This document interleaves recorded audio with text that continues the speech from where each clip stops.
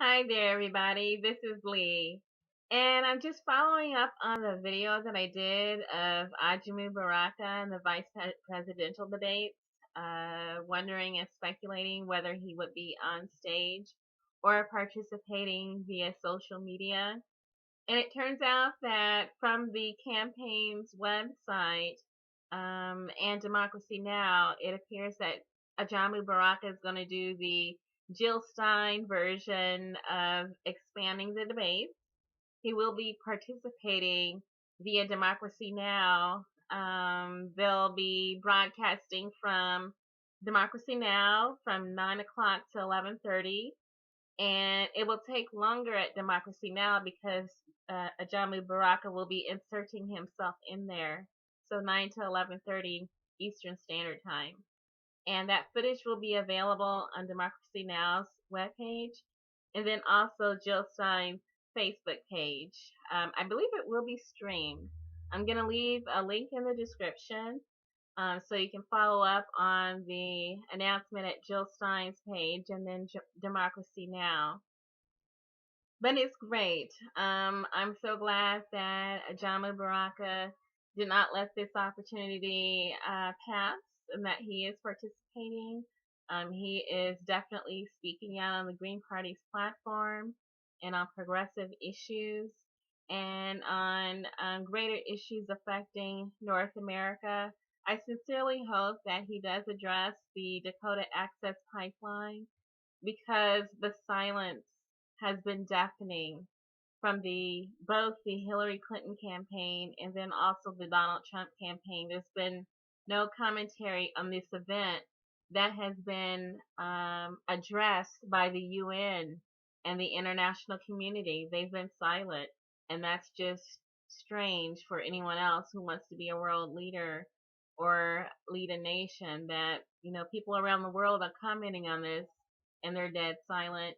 And, we don't know what their vice presidents are going to say, if they're going to raise that issue or if that's been taken off the table in this fraud of a debate that's been presented to us by the Commission on Presidential Debates. It may be the Green Party that actually raises this issue since the Commission on Presidential Debates has taken it possibly off the table. The campaigns certainly have.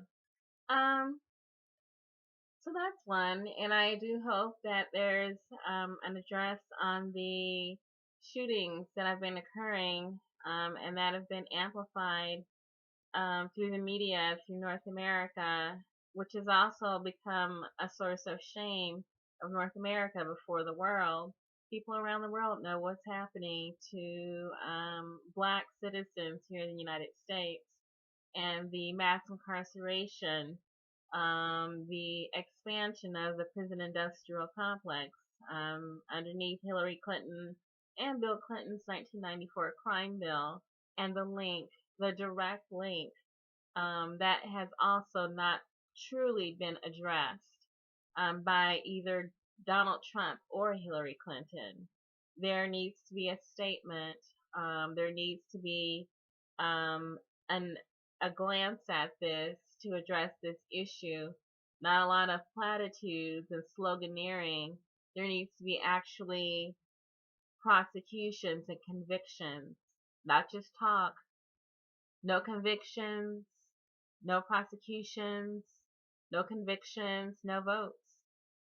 That's where it is. So that's something that probably would have to come from a third party because the two major parties are pretty cowardly on that issue and nonsensical.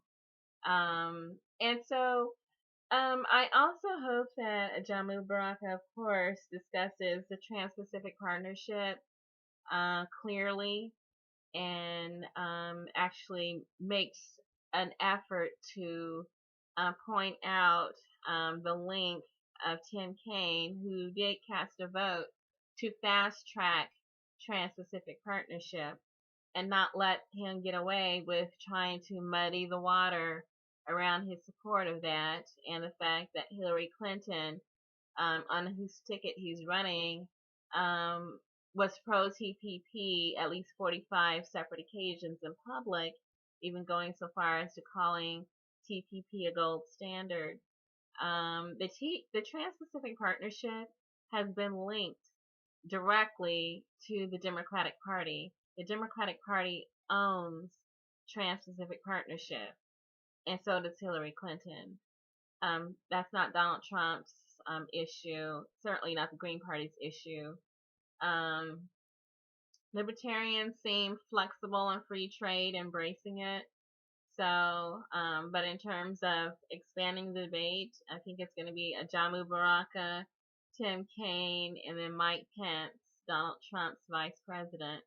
And so, hopefully that issue will be articulated too, just in case the two other vice presidents don't bother to address it.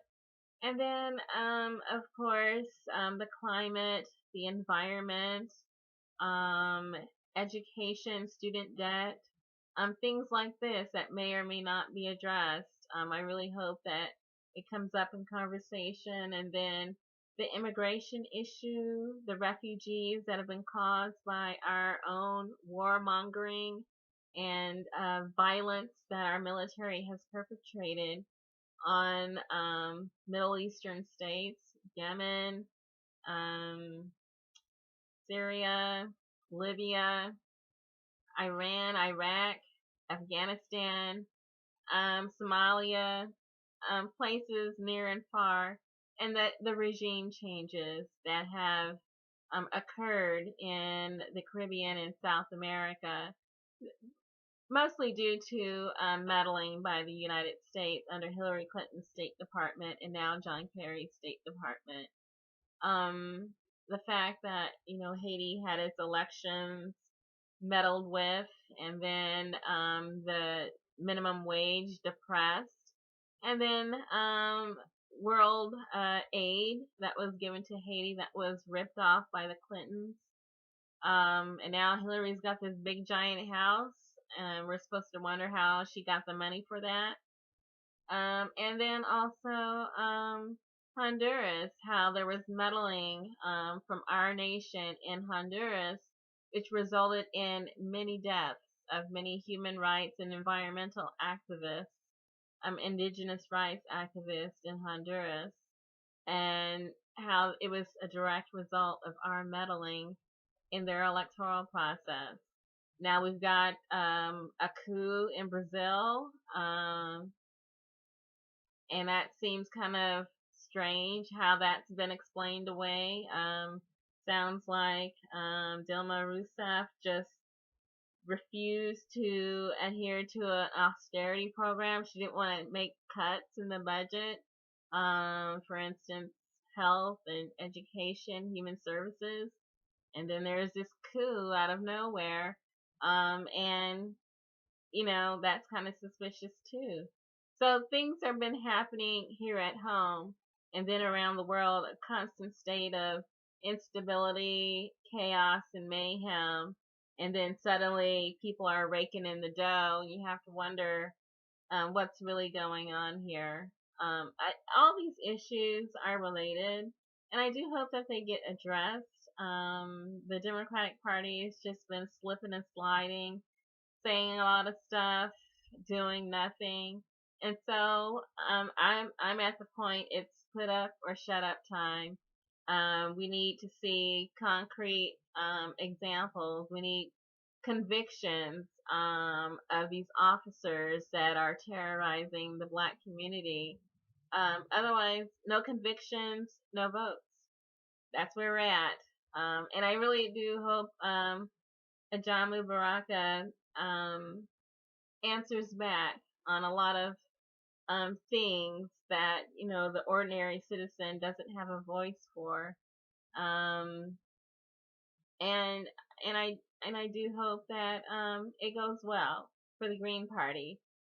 Jill Stein is also going to participate in 2 more debates. She may be on stage. She may be expanding debates, doing live streams, and participating via social media. But I can say that her first debate went really well. It was very impressive.